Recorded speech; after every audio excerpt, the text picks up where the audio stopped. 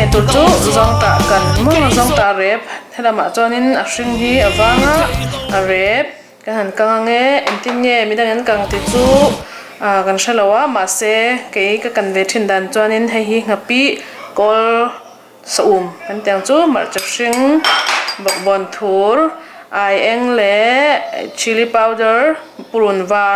purun var le heng ai eng le chili powder hi rimtui takin chitui sataka kan da ma sat nowa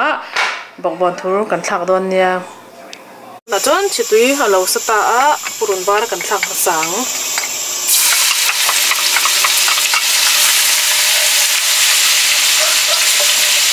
purun var kan thlak zo a arong aron kai ta ti huna nichina chili powder le ai eng te ho ka kan thlak ang kan arim aron huya arim aron tuita a chuanin bokbon thur kan zeimi kha kan thlak leng arim a dik khat mai tihanin bokbon thur po arong aron dik to a tihanin zong ta hi mizan lama kan chia tuilum nen kan chuang so le a tihanin mấy cái hình sơ đậu nức lên ạ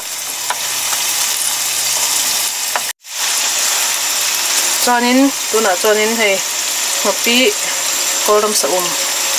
nấu tận toán thì nên cắn chọc coi nha cho nên tùy kém cắn tận vào nó thì nên ở lâu mình chạy em anh ấy phụ anh làm đồ nữa nè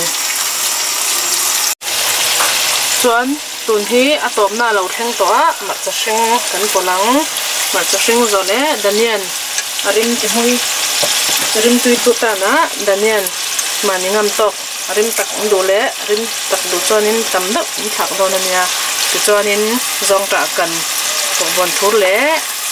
kol saum nen chuanin kian tui takin nei thei to ni zong ta le bokbon thur kan po alo ei theile der to mai ti hanin arimatui in le rong pon dal em a